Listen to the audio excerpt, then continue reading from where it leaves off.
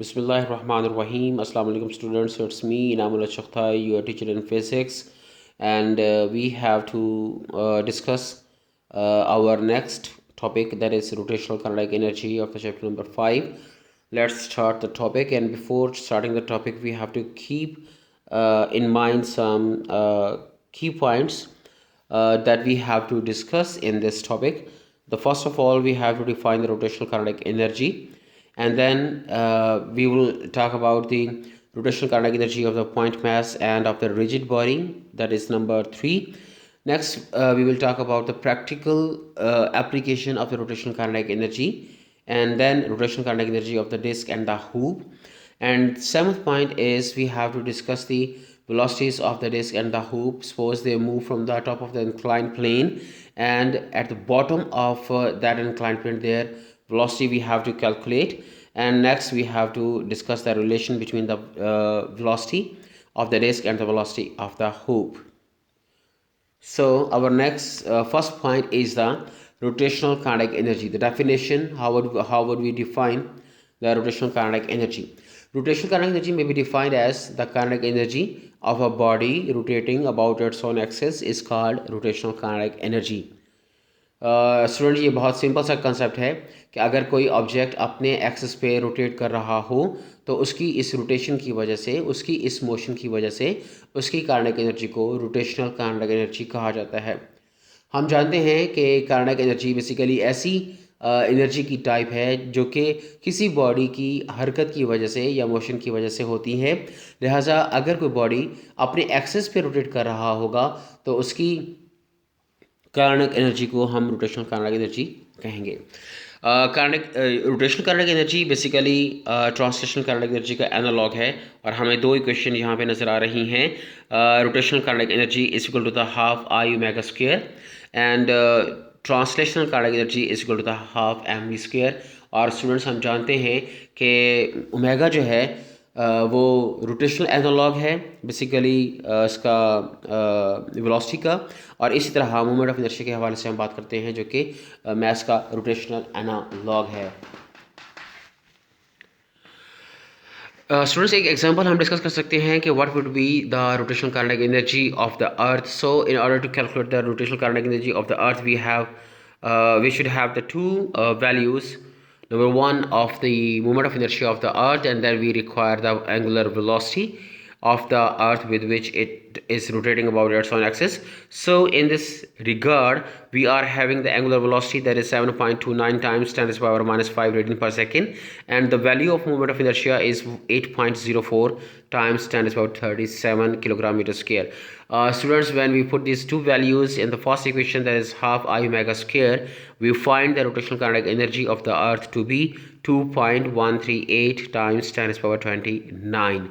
So in the first slide, we have the concept of the rotational kinetic energy, and we can define it very well, that it is the kinetic energy of the body that is due to its rotation about its own axis. Next, we have to define we have to discuss the rotational kinetic energy of the point mass. ये जो topic है point mass के हवाले से, ये as it is हमारी book में discuss नहीं किया गया, लेकिन अगर हम इसे एज्यूम करें एक पॉइंट मास को that is rotating about its on axis, तो हम इस रोटेशनल काइनेटिक एनर्जी की बेसिक इक्वेशन डिराइव कर सकते हैं। तो स्टूडेंट्स इसके लिए हम ट्रांसलेशनल काइनेटिक एनर्जी की बेसिक इक्वेशन यूज़ करेंगे, that is half M V square, और इसमें हम वी की वैल्यूज पुट करेंगे। वी हमें पता है कि लीनियर वेलोसिटी है, और ओमेगा जो है वो एंगुलर वेलोसिटी है। सो लीनियर वेलोसिटी का एंगुलर वेलोसिटी के साथ जो रिलेशन बनता है वो है V is equal to R omega, और अगर हम ये रिलेशन इस वी की वैल्यूज में पुट करेंगे फर्स्ट इक्वेशन में, तो हमारे पास रोटेशनल काइनेटिक एनर्जी की इक्वेशन बन जाएगी half M R square omega square, और हम जानते हैं M R square movement of inertia होता है। इससे पहले प्रीवियस टॉपिक में हम लोग डिस्कस कर चुके हैं कि मूवमेंट ऑफ इनर्शिया क्या होता है, और मूवमेंट ऑफ इनर्शिया को हमने डिफाइन किया था, it is the product of the mass and the square of its distance from the axis of rotation.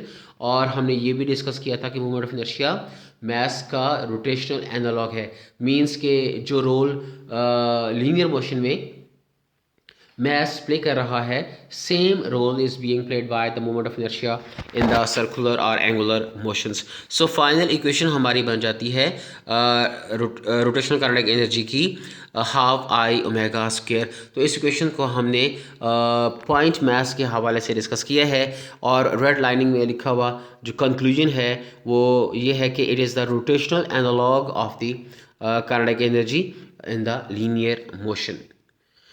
Students, next we have to talk about the rotational kinetic energy of the rigid body. In the previous lectures we also have discussed the attributes of the rigid body. Means the rigid body is having an even mass distribution and its mass is not evenly at the equal distances from the axis of rotation. Means कि इसके अंदर mass की जो distribution है वो uneven होती है, masses at all the point एक जैसा नहीं होता और masses का जो फासला होता है from the axis of rotation वो भी कम या ज़्यादा हो सकता है। सो एक रिजिड बॉडी के लिए जिसका अनइवन मास डिस्ट्रीब्यूशन है और जिसमें masses का distance from the axis of rotation एक जैसा नहीं रहता, हम रोटेशनल काइनेटिक एनर्जी को कैलकुलेट करने के लिए तमाम masses के लिए उनके masses और डिस्टेंसेस के हवाले से रोटेशनल काइनेटिक जो है वो का एक्सप्रेशन यूज़ करेंगे और ये एक्सप्रेशन आपको नज़र आ रहा होगा रोटेशनल काइनेटिक एनर्जी का, that is half M R square omega square.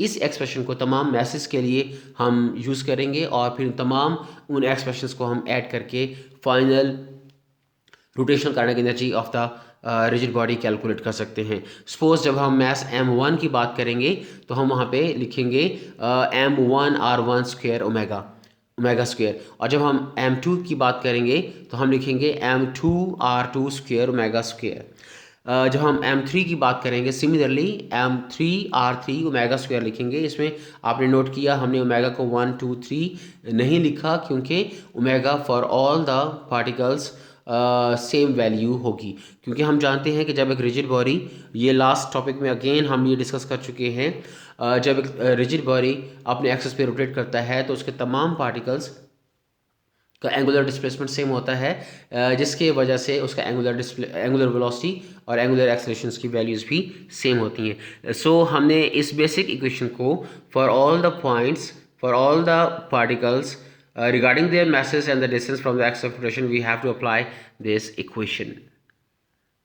So next ये उसी इक्वेशन की डिफरेंट फॉर्म्स हैं डिफरेंट पार्टिकल्स के लिए।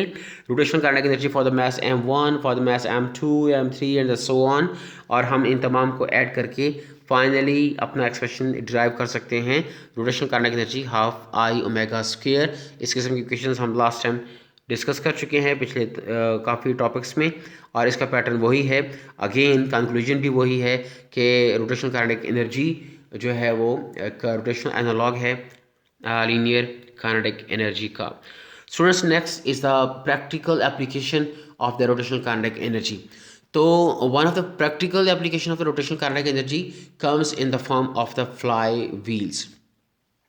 फ्लाई व्हील्स क्या होता है बेसिकली, क्या करता है, a fly wheel stores energy between the power strokes of the pistons and then it distributes the stored energy back to the engine to make the motion of the all of the strokes smooth. आपको यहाँ पे diagram में एक fly wheel नज़र आ रहा है। Fly wheel के अगर हम एट्रीब्यूट्स देखें तो उसमें दो बातें इंपॉर्टेंट हैं होनी चाहिए। एक, इसका साइज़ जो कि अच्छा खासा बड़ा होना चाहिए, मैसिव होना चाहिए, इसको भारी होना चाहिए, और इन दोनों प्रॉपर्टीज़ की वजह से जब इसका साइज़ बड़ा होगा और ये भारी वसी मैसिव होगा तो इसका मोमेंट ऑफ इनर्शिया बहुत ज़्यादा होगा, क्योंकि moment of inertia I omega square के बराबर होता है। और इस मोमेंट ऑफ इनर्शिया की वजह से हम ये प्रिडिक्ट कर सकते हैं कि इसको मूव करना मुश्किल होगा, या अगर ये मूव कर रहा है तो इसको रोकना मुश्किल होगा। तो इस लिहाज से जब इसको मूव करवाया जाता है तो अच्छी खासी फोर्स इसको रिक्वायर्ड होती है इसको मूव करवाने के लिए। जब ये मूव करता है तो law of conservation of angular momentum से के तहत ये अपनी उस मोशन को कंटिन्यू रखना चाहता है, और इस कोशिश में ये जो एनर्जी इसको चलाने के लिए लगाई गई थी, इस कोशिश में कि ये अपने एंगुलर मोमेंटम को कंजर्व रखे, जब ये मूव करता है तो ये अपनी एनर्जी को बैक टू द इंजन, जो भी पार्ट्स होंगे इसके साथ कनेक्टेड होंगे उनको ये एनर्जी प्रोवाइड करता है। तो इस तरह हम ये कह सकते हैं कि ये एक मैकेनिकल बैटरी है जो कि एनर्जी प्रोवाइड करती है। इसी किस्म का एक और कंसेप्ट आपको यहाँ पे एक 4 स्ट्रोक इंजन में दिखाया गया है। और इस एनिमेशन में जो रेड कलर है वो बेसिकली क्रैंक शाफ्ट है, और जो ग्रे कलर के हैं ये पिस्टन है, और ब्लू कलर के सिलेंडर दिखाए गए हैं, और जो ब्लैक कलर है वो फ्लाई व्हील है। आप जानते हैं कि ये जो 4 स्ट्रोक इंजन है इसके 4 स्टेजेस होती हैं, चार स्ट्रोक होते हैं, और उसमें पहला जो है वो इनटेक स्ट्रोक कहलाता है। उसके बाद नेक्स्ट जो होता है वो कंप्रेशन स्ट्रोक है, फिर इग्निशन या पावर स्ट्रोक है, और उसके बाद लास्ट वाला जो है वो एग्जॉस्ट स्ट्रोक होता है। तो स्टूडेंट्स इसमें चारों में से सिर्फ एक इग्निशन या पावर स्ट्रोक ऐसा स्ट्रोक होता है जो कि एनर्जी को डिलीवर कर रहा होता है या पावर को डिलीवर कर रहा होता है। और जब ये पावर को डिलीवर करता है तो वो पावर ये जो फ्लाई व्हील है उसको मूव करवाती है अपनी मोशन में। फ्लाई व्हील जो है वो उस एनर्जी को, पावर को स्टोर करता है, और जब ये मूव कर रहा होता है तो बाकिया जो 4 उसके जो नेक्स्ट 3 उसके जो स्टेजेस होती हैं उनको स्मूथली मूव करवाने के लिए ये फ्लाई व्हील एनर्जी को प्रोवाइड कर रहा होता है। इसीलिए हम कहते हैं कि ये एक मैकेनिकल बैटरी है और ये एक एनर्जी को स्टोर करता है और ये फिर एनर्जी को डिलीवर करता है। तो बहुत सारे इंजन में एक जो है वो basic component fly wheel use होता है। Next, we have to talk about the rotational kinetic energy of the disk. In order to calculate the rotational kinetic energy of the disk, again we are using the basic equation of the rotational kinetic energy, that is half I omega square. Students, हम जानते हैं कि moment of inertia I for the disk half M R square होता है। लिहाजा अगर हम इस बेसिक इक्वेशन में जो आपको टॉप पे नज़र आ रही है इसमें आई की वैल्यूज पुट करें तो हमारे पास relation 1/4 M R square omega square बनेगा, जो आपको इस स्लाइड में, इस व्यू में तीसरी इक्वेशन गालिबन नज़र आ रही है। 1/4 M R square omega square होगा।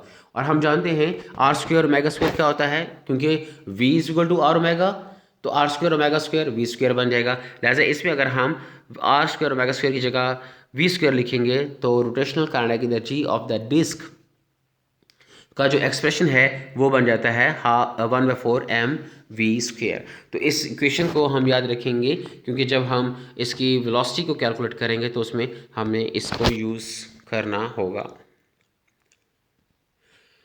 Next we have to talk about the rotational kinetic energy of the hoop. Again हम अपनी बेसिक इक्वेशन यूज़ करेंगे और उस बेसिक इक्वेशन में हाफ आई ओमेगा स्क्वायर है, और नेक्स्ट जो आई है moment of inertia for the hoop उसकी वैल्यू पुट करेंगे जो कि एम आर स्क्वायर है। लिहाजा जब हम इसकी एम आर स्क्वायर की वैल्यूज पुट करेंगे तो हमारा जो एक्सप्रेशन बनेगा रोटेशनल काइनेटिक एनर्जी का वो होगा half M R square omega square, और हम जानते हैं v is equal to R omega. So ये इक्वेशन बन जाएगी half M V square, that is a rotational kinetic energy of the hoop.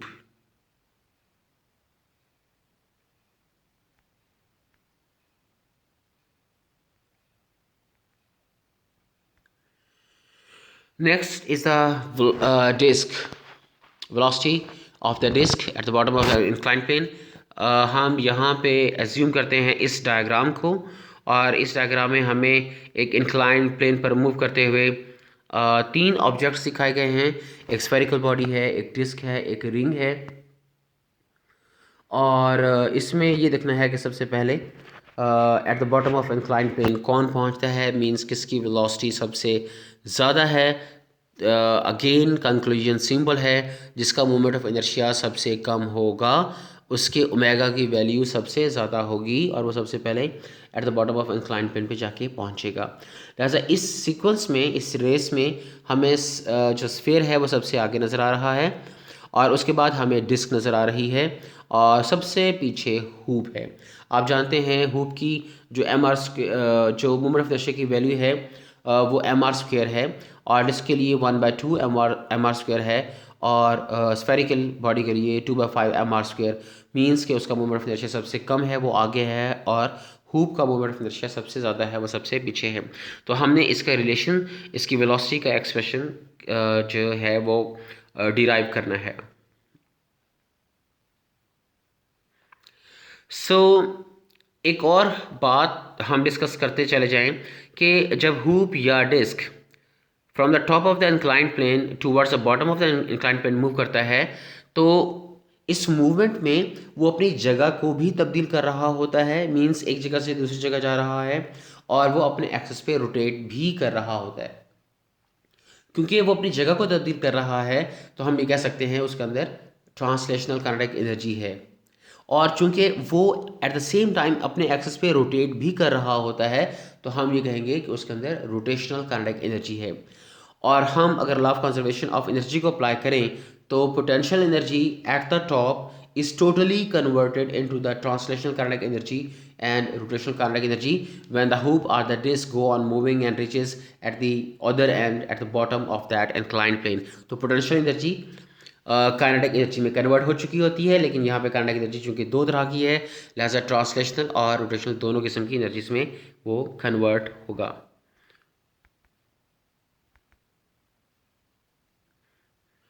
Velocity of the disc at the bottom of the inclined plane, again जो हम अभी बात कर रहे थे, ये बेसिक एक्सप्रेशन इक्वेशन इसकी, potential energy is equal to the translational kinetic energy plus rotational kinetic energy. So potential energy is equal to the mgh and the kinetic energy rotational half mv² होती है। और rotational kinetic energy का expression हमने सबसे पहले derive किया था half I omega square, और rotational kinetic energy for the disc जो अभी हमने ड्राइव किया 1/4 mv²। और जब हम हाफ mv² प्लस 1/4 mv² को सॉल्व करते हैं, तो हमारे पास एक्सप्रेशन आता है mgh is equal to 3mv²/4। और इसी क्वेश्चन को नेक्स्ट सॉल्व किया जाए, gh is equal to 3v²/4, क्योंकि m दोनों तरफ कैंसिल हो जाएगा। So v² is equal to the 4gh/3, and finally the velocity of the disc is the 4/3gh²। तो स्टूडेंट्स ये एक्सप्रेशन है वेलोसिटी ऑफ द डिस्क का, आप इसको देखिएगा, इसको बहुत सिंपल से है expression. And next we have to calculate the velocity of the hoop at the bottom of inclined plane. Again same concept use करेंगे, और यहाँ पे भी जब हुप मूव करता हुआ from the top of the inclined plane नीचे जाएगा, तो वो अपनी टोटल पोटेंशियल एनर्जी को ट्रांसलेशनल और रोटेशनल काइनेटिक एनर्जी में कन्वर्ट करेगा। So mgh is equal to half mv² plus half I omega square. और हम जानते हैं कि हुप के लिए ट्रांसलेशनल काइनेटिक एनर्जी 1/2 mv² होती है। So half mv² plus half mv² means mv² complete हो जाएगा, दोनों तरफ m को कैंसिल करेंगे, एट द एंड इक्वेशन बन जाएगी v² is equal to the gh। So velocity of the hoop is equal to the gh। तो ये हमारे पास फाइनल एक्सप्रेशन आता है वेलोसिटी ऑफ द हुप का। और students next at the end we have to compare the two velocities. Suppose velocity of the disc is equal to 4/3। अब उसका जो पोर्शन था स्क्वायर रूट में वेलोसिटी ऑफ द डिस्क का, उसको हमने बाहर निकाल दिया, और ये बन गया 4/3 square root into gh square root. Velocity of the disc, अब 4/3 की अगर हम न्यूमेरिकल वैल्यूज़ देखें तो ऑलमोस्ट 1.15 आती है, गालिबन कैलकुलेट करके देखिएगा शायद इतनी आती है। और नेक्स्ट 1.15 इंटू gh, और जस्ट gh स्क्वायर रूट क्या होता है, that is the velocity of the hoop. So we can say velocity of the disc is equal to 1.15 times of the velocity of the hoop, means velocity of the disc is more than the velocity of the hoop. Students ये था हमारा topic rotational kinetic energy, जिसमें हमने different topics points को discuss किया। हमने discuss किया rotational kinetic energy क्या होती है, और उसके बाद हमने रोटेशनल काइनेटिक एनर्जी को कैलकुलेट किया for the point mass, for the rigid body, for the disc, for the hoop, और फिर हमने उनकी वेलोसिटीज़ को जो है वो कैलकुलेट किया, और एट द एंड हमने कंपेयर किया। That is the end of this topic. Hope the best, अपना ख्याल रखिएगा। थैंक्स लॉट, अल्लाह हाफिज़।